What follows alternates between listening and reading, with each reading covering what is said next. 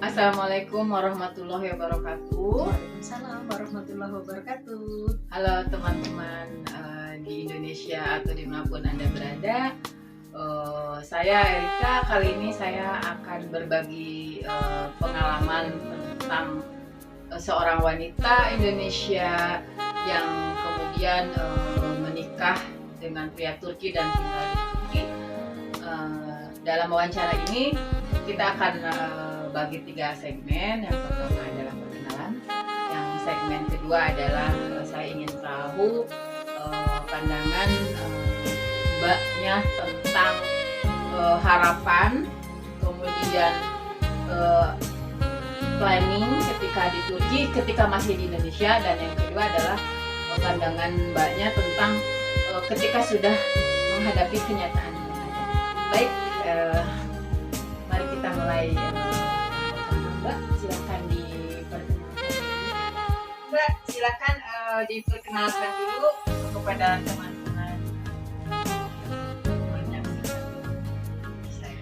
Jadi nama saya Ira.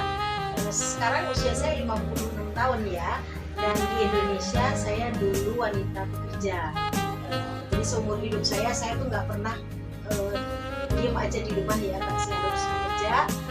Dan ketika qadarullah saya bertemu dengan suami saya lebih dari setahun yang lalu dan kami menikah setahun yang lalu, ya memang perjanjiannya saya total menjadi ibu rumah tangga setelah saya ikut dia bekerja. Kebetulan memang tahun ini kalau normal saya itu memang pensiun, tapi karena pengen segera ada suami waktu itu saya mengajukan pensiun cepat 4 bulan, dan alhamdulillah sekarang saya ikut suami saya pensiunan. Dia punya 3 anak yang tiga-tiganya alhamdulillah udah menikah, dan dia juga punya 3 cucu ya. Jadi ya sekarang saya di rumah benar-benar jadi ibu rumah tangga, ngeladenin suami sama 1 orang cucu yang kebetulan ikut suami saya. Itu kurang lebihnya ya latar belakang saya. Jadi Mbak Ira ini sebelumnya memang gadis ya Mbak, belum pernah Iya, belum pernah menikah. Ini pernikahan pertama dan mudah-mudahan terakhir. Amin. Dan tiba-tiba setelah menikah menjadi seorang istri, seorang ibu, dan seorang nenek. Sekaligus. Sekaligus. Beli 1 gratis 1. Iya. Gratis 2 Mbak. Sebelumnya kalau boleh tahu Mbak Ira dari daerah mana ya di Indonesia ini? Kalau saya sebetulnya arek Surabaya ya, jadi karakter saya itu karakter arek Surabaya belak-belakan gitu. Cuman 15 tahun terakhir saya tinggal di Cilegon karena saya bekerja di situ. Jadi kemarin posisi saya menikah itu di Cilegon, pindah ke Turki juga di Cilegon. Itu kapan Mbak tepatnya menikah, di mana? Saya menikahnya 25 Agustus tahun lalu. Jadi kalau sekarang 25 Juni berarti persis 11 bulan yang lalu. Dan karena KTP saya KTP Bekasi, dan keluarga adik saya sebagai wali saya juga di Bekasi, jadi saya menikahnya itu di KUA Bekasi, wilayah jurisdiksinya di Bekasi. Oke, itulah penonton semua perkenalan siapa Mbak Ira, dari mana, kapan menikah, bagaimana sekilas tentang suami dan keluarganya. Sekarang saya ingin tahu nih Mbak Ira, tentu sebelum datang ke Turki, ini kan posisi Mbak Ira udah di Turki ya, ada dong ekspektasi gitu. Kayaknya saya kalau udah di Turki ini ingin seperti apa gitu, harapan ya. Dan mungkin juga Mbak Ira sendiri ada plan nanti kalau di Turki saya maunya bagaimana, bisa diceritain lebih lanjut? Jadi gini, dulu suami saya bilang udah kamu nggak perlu kerja, jadi nanti kita akan melewati hari-hari itu berdua bersama, kita pergi jemput antar cucu ke sekolah, jemput dia, nanti kita jalan-jalan bareng kayak gitu ya, kelihatannya seindah itu gitu loh. Terus kedua soal agama, jadi saya sudah tahu bahwa Turki itu negara sekuler, jadi secara formal Turki negara sekuler walaupun 95% penduduknya mengaku beragama Islam. Tapi ketika saya sampai di sini itu saya masih culture shock ya, masih kaget aja bahwa sekuler yang saya bayangkan itu dengan yang saya hadapi ternyata lebih lebih lebih lagi dari yang saya bayangkan. Jadi kalau boleh dibilang culture shock saya ketika 20 tahun lalu saya pernah ke Jepang dengan di sini itu lebih gede di sini. Kenapa? Karena mungkin gap antara ekspektasi saya dengan kenyataan yang saya hadapi itu lebih berbeda jauh. Kan however orang Turki orang Muslim ya, ternyata di sini yang beribadah kan hanya 30% gitu. Kemudian ya Ramadan tidak ada suasana Ramadan kayak gitu, belum lagi circumstances atau lingkungan sekitar. Dulu saya pernah berangan-angan ya, saya mau ngisi waktu. Memang sih nggak mungkin juga bekerja karena saya juga berbahasa Turki belum bisa. Kupikir ya saya bisa deh ngajar ngaji anak-anak kecil gitu. Ternyata nggak semudah itu karena di sini semua harus bersertifikasi. Jadi guru ngaji pun harus bersertifikasi dari pemerintah. Memang mereka digaji pemerintah, saya sih nggak usah digaji deh, wong saya ngajar anak kecil aja gitu ya. Ternyata ya tetap nggak bisa. Adik saya waktu itu wanti-wanti, itu Turki loh ya, bukan Indonesia, jadi jangan macam-macam. Kalau kamu sampai nggak dapat izin dari pemerintahnya ya jangan nekat, nanti digerebek dan ujung-ujungnya dideportasi atau apa ya juga ya. Jadi akhirnya ya boleh dibilang sampai sekarang itu saya sometimes boring gitu ya, sometimes boring karena saya dari orang yang biasa tiap hari ada aktivitas, sekarang ya dunianya cuma dapur aja kayak gitu. Kurang lebihnya itulah, jadi ada ekspektasi atau gini ya, habitnya itu beda. Misalkan ya suami bilang kita jalan-jalan, maksud saya jalan-jalan bukan jalan-jalan pelesir ya, nah, jalan-jalan kemana kayak kalau di Indonesia itu saya sering lihat tetangga-tetangga saya yang udah pensiun, suami istri jalan-jalan keliling komplek gitu ya sambil olahraga. Ternyata di sini habitnya habis sholat subuh tidur lagi, jadi nggak mungkin gitu bangun-bangun jam 10 mau jalan-jalan, udah panas gitu ya. Belum lagi yang musim yang memang berbeda ya, kalau musim dingin mau jam 10 juga musim dingin. Jadi cukup banyak lah ya culture shock, apakah itu culture shock, social shock, religious shock, pokoknya shock yang lain gitu. Ya, berarti bisa disimpulkan ada ada kesenjangan antara ekspektasi, harapan dan fakta dan kenyataan, termasuk ada rencana yang tadinya ini sekiranya bisa dilakukan ternyata tidak bisa ya, karena mungkin faktor aturan atau juga karena cuaca kali ya. Tapi menurut saya masih ada yang bisa diusahakan Mbak, kalau misalnya seperti jogging bersama gitu ya. Tinggal lihat musimnya aja barangkali. Dan mungkin ada kegiatan lain ya pengganti, ada nggak Mbak yang selama ini diharapkan jalan-jalan bersama suami gitu. Tidak seperti yang diharapkan ketika waktu di Indonesia direncanakan, tapi ada penggantinya kah di sini kegiatannya? Ya paling mungkin 2 atau 3 hari sekali kami keluar, tapi itu juga dalam rangka misalkan belanja atau apa ya yang terkait dengan kebutuhan kehidupan rumah tangga sih gitu. Pernah juga sih piknik berdua gitu dengan suami gitu, tapi ya akhirnya kita harus down to earth ya, harus realistis bahwa that's life, that's real life gitu ya. Jadi ya udahlah, nggak, kita harus bisa nerimo ya, memang dunia saya sekarang sudah seperti ini gitu ya. Apa yang bisa dilakukan, kalau enggak ya tidak perlu berlarut-larut kecewa gitu. Luar biasa, ini udah jiwa pejuang antar benua.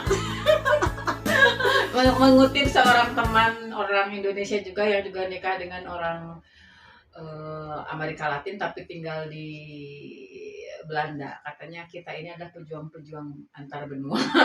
Baik, jadi kita masuk segmen ketiga ya Mbak ya. Jadi kan ekspektasi dengan kenyataan ini kan ada kesenjangan, oke, ada gap. Ini kita ingin tahu dong, diperjelas lagi gitu kan, seperti apa bentuknya gap itu, kemudian bagaimana sih cara mengatasinya gitu kan. Nah, mungkin satu ya yang ini beda kultur banget misalnya keuangan.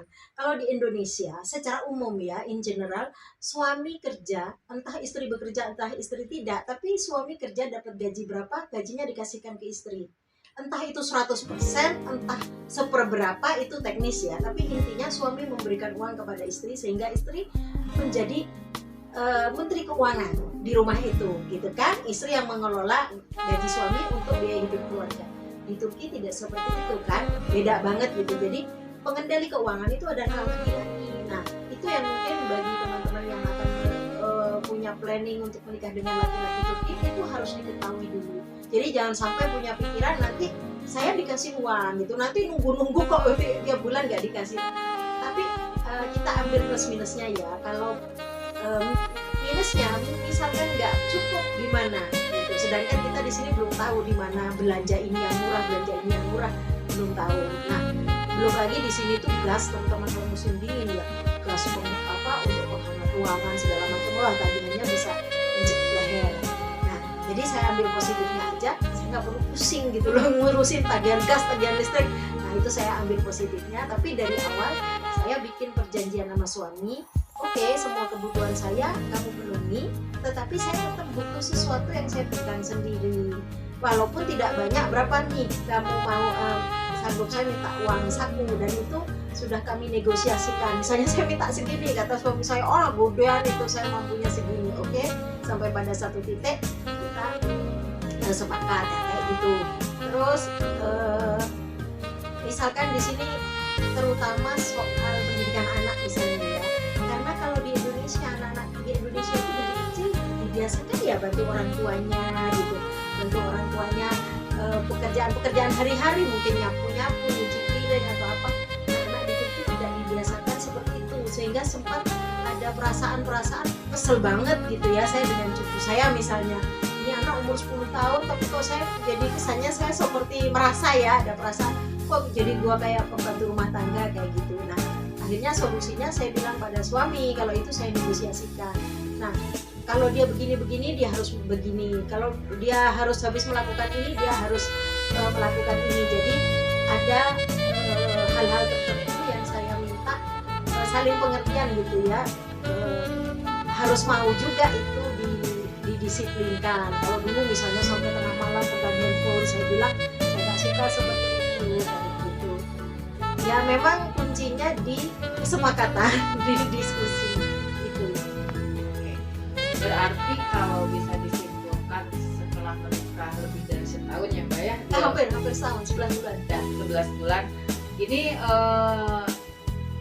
senangkah atau sedihkah, menyesalkah atau bagaimana? Kalau menyesal tidak, tapi kalau senang dan sedih itu pasti setiap hari naik turun. Ada aja tiap hari yang bikin bad mood gitu ya kadang setelah di Indonesia. Karena gini,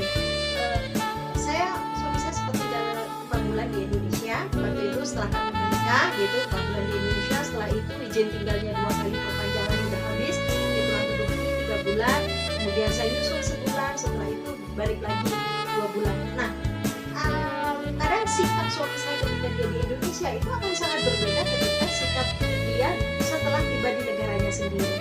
Nah, itu juga kadang, ya dulu kamu di Indonesia nggak begini, kalau di sini kok begini gitu ya. Cuman ya itu tadi, kebahagiaan itu, ini ada pesan dari kakak sepupu saya, kebahagiaan itu kita yang men-create, kata kakak sepupu saya. Jadi kalau kita merasa nggak bahagia, ya akan nggak bahagia. Jadi saya selalu bilang pada diri saya, ya saya harus bahagia gitu ya. Jadi kalau bad mood, ya bad mood sih kadang-kadang bad mood, apalagi kadang misalnya terutama dalam hal ini cucu ya. Kalau kata kakak saya, ada juga kakak sepupu saya, memang kadang yang bikin kita cemburu itu bukan perempuan lain, tapi misalnya anak atau cucu gitu. Nah, kalau saya bukan cemburu ya, saya merasa anak itu terlalu dimanjakan gitu ya. Menurut saya terlalu dimanjakan sehingga dia menjadi ya luar biasa manja misalnya. Nah, ini sampai di sini nih kadang nggak ketemu titik temu gitu. Cuman ya saya harus tiap hari saya masih terus belajar nih. Tiap hari saya masih terus mencari cara enaknya gimana ke depannya gitu. Masih terus mencari. Belum karena baru setahun ya, baru mencapai hampir setahun. silakan dulu. Jadi teman-teman penonton YouTube saya ternyata kita tidak bisa memandang bahwa seseorang yang berada di luar negeri menikah dengan orang asing itu enak ya. Bagaimanapun juga kalau kita meninjau lebih dalam, jangankan yang berbeda bangsa dengan satu bangsa pun untuk menuju keserasian itu diperlukan proses. Itulah yang dirasakan langsung oleh Mbak Ira ya. Dan semoga Mbak Ira dan Pak suami, anak dan cucu-cucu menemukan titik temu yang lebih bagus, memberikan kemudahan. Jadi video kita akan segera ditutup, segera berakhir. Semoga kita bisa bertemu lagi. Tapi saya ingin nih beberapa kalimat dari Mbak Ira, mungkin ada pesan yang sekiranya mau disampaikan kepada pemirsa. Setiap kita mau pergi ke suatu tempat, kita pasti punya niat ya. Niatnya misalnya kita mau ke Jakarta, tujuannya apa? Kita mau ke Bali, tujuannya apa? Nah, sama dengan menikah. Menikah tujuannya apa? Nah, di saat kita misalnya lagi down atau kita lagi bete, lagi bad mood, ya ingat lagi aja niatnya menikah apa. Memang sebaiknya jangan, misalnya yang masih muda-muda nih, saya mau nikah sama bule atau sama Turki ya, karena Turki itu separuh Eropa, separuh ke Arab-Araban.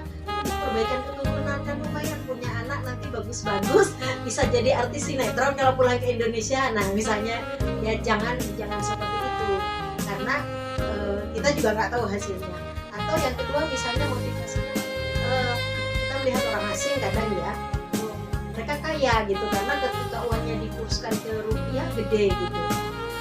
Belum tentu, karena iya kalau dikurskan ke rupiah bisa jadi mereka terlihat kaya oleh orang Indonesia, tapi ketika kita sampai ke sini, itu mungkin kelas menengahnya di sini biasa aja gitu, karena kan mungkin di Indonesia dengan gaji 5 juta rupiah let's say ya, atau ya antara itu lah 5 ke atas itu udah kelas menengah di Indonesia, udah bisa hidup dengan standar yang lumayan. Tapi di sini bisa berkali-kali lipat gitu harga itu, ketika kita melihat harga terus dirupiahkan gitu. Nah, karena itu jangan sampai kita tergiur hanya melihat harganya atau melihat seolah-olah kaya ketika kita kurskan ke rupiah gitu, tapi niatkan untuk ibadah. Nah, kalau untuk ibadah kan katanya nikah itu ibadah yang paling lama ya. Insya Allah seberapapun capeknya kita melalui ini, kita ingat, oh ini kan saya ibadah belum selesai nih, ibaratnya puasa ini sudah lapar tapi masih baru jam 12, masa saya puasa beduk gitu ya, nunggu maghrib gitu ya. Itulah mungkin pelipur laranya seperti itulah. Kalau kita niatnya memang untuk ibadah ya, menghibur diri sendirinya dengan seperti itu, kurang lebihnya seperti itu ya.